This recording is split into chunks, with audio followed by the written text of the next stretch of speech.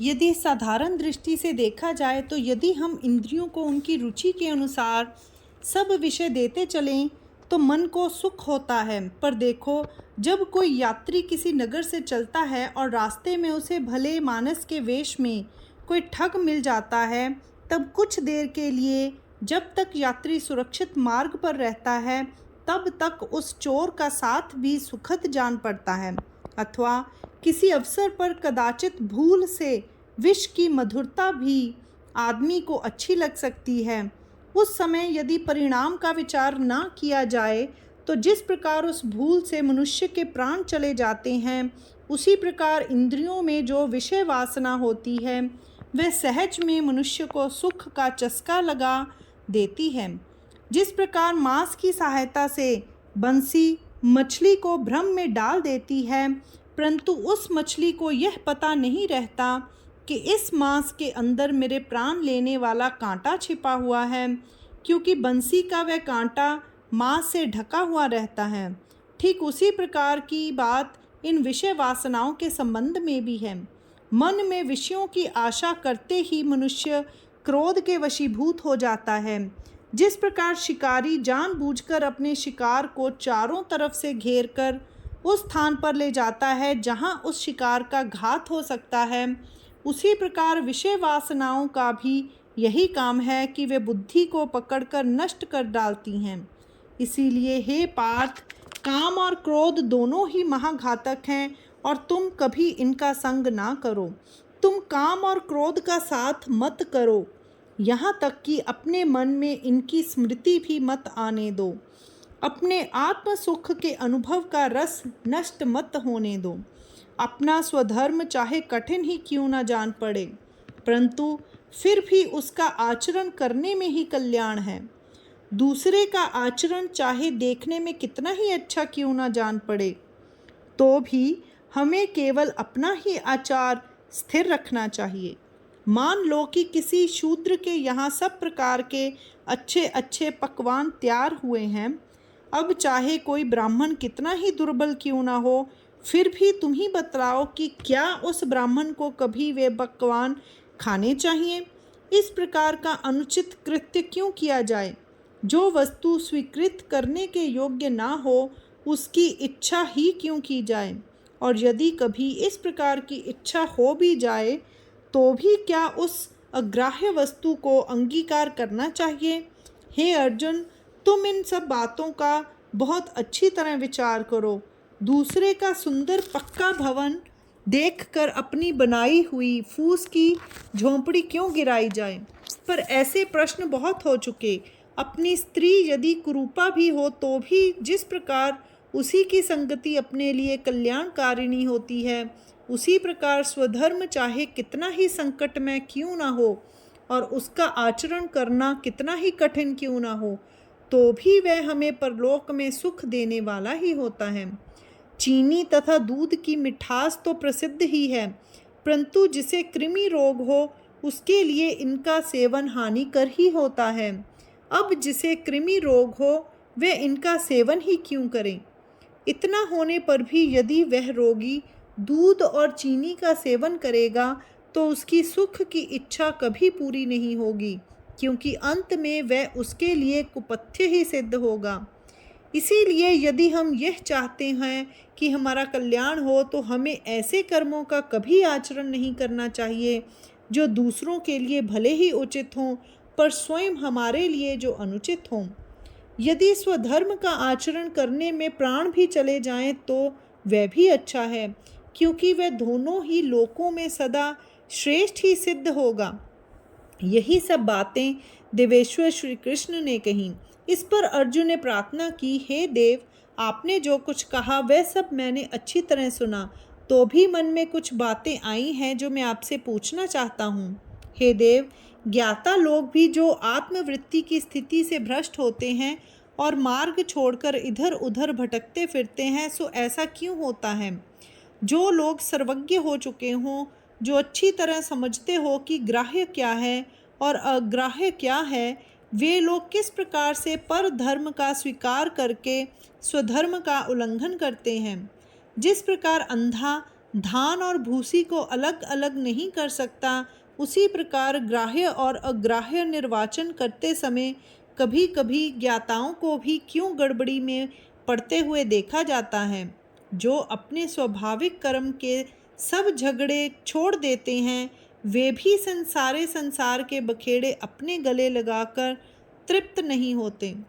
जिन लोगों को वास्तव में वनों में रहना चाहिए, वे लोग भी आकर मनुष्यों के निवास स्थानों में रहने लगते हैं।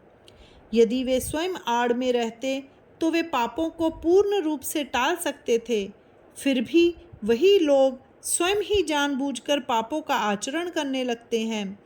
मन जिस वस्तु का तिरस्कार कर देता है, उसी का वह ध्यान लगाए रहता है, और यदि उसे कोई मना करने जाए तो वह उल्टे लड़ने को तैयार होता है।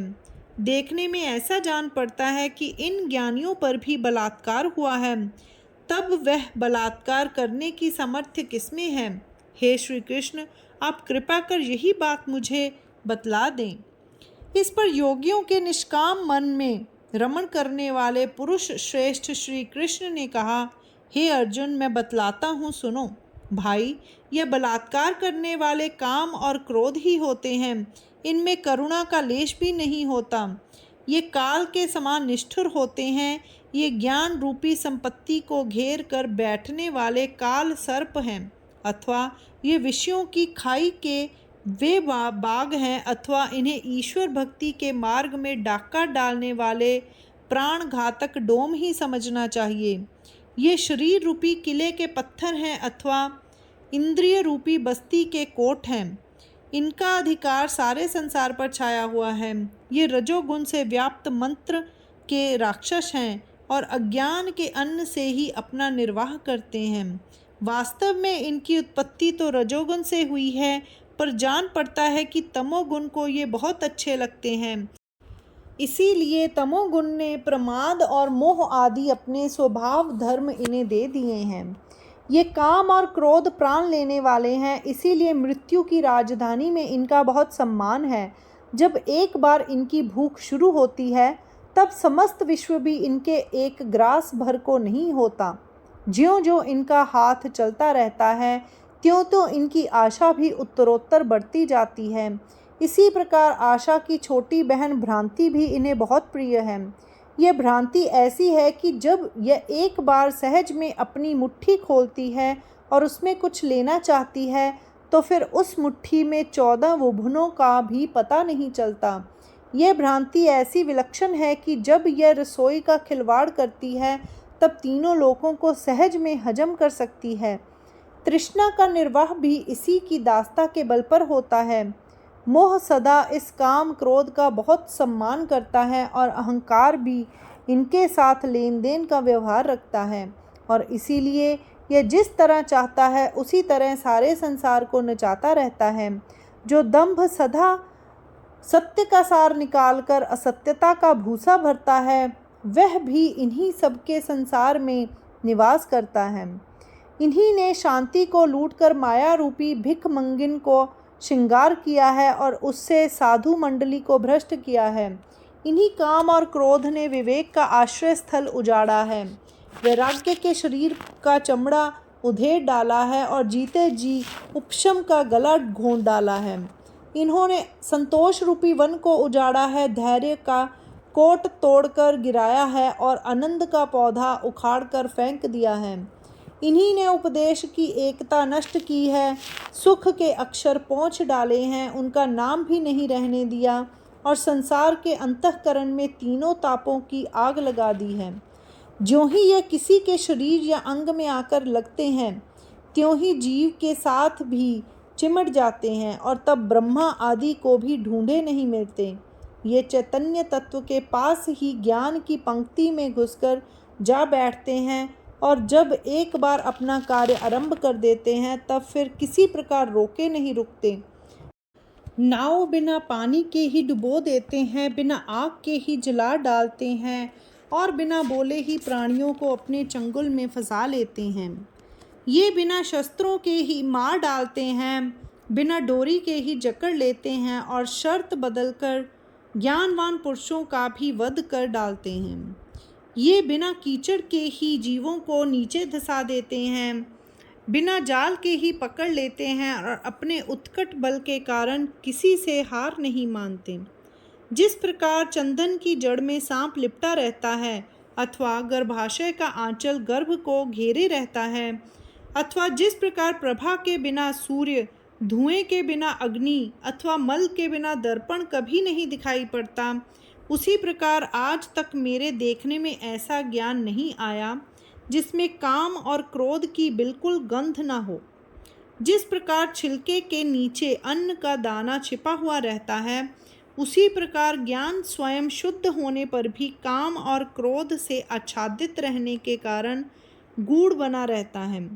अब यदि यह कहा जाए कि पहले इन दोनों को जीतना चाहिए और तब ज्ञान संपादित करना चाहिए, तो काम क्रोध आदि राक्षसों का पराभव होना संभव नहीं होता।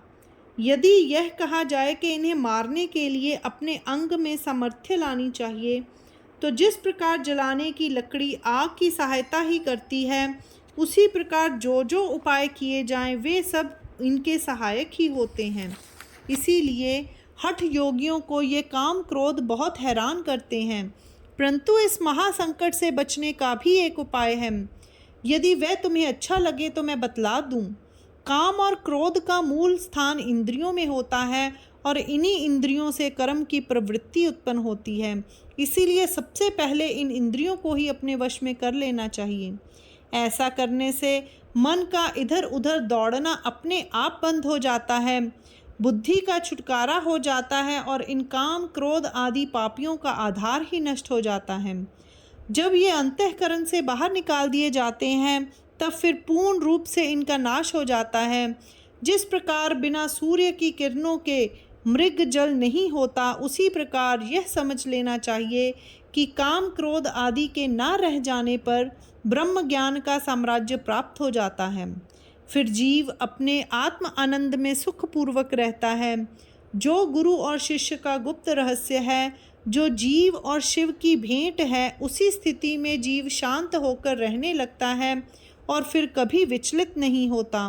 संजय ने धृतराष्ट्र से कहा, हे राजन, जो समस्त सिद्धों के राजा और लक्ष्मी के पति देव देवेश्वर श्री कृष्ण हैं, उन्होंने ये बातें कहीं। अब वे अनंत श्री कृष्ण और भी एक महत्व की बात बतलाएंगे और अर्जुन भी कुछ प्रश्न करेंगे। उस संवाद की योग्यता और रसालता के कारण उसका वर्णन श्रोताओं के लिए सुख का सुकाल ही होगा। इसीलिए श्री निवृत्तिनाथ का शिष्य मैं ज्ञानदेव कहता हूँ कि आप लोग अपनी ज्ञान लालसा को अच्छी स्फूर्ति देकर इस कृष्ण अर्जुन संवाद के माधुर्य का स्वाद लें।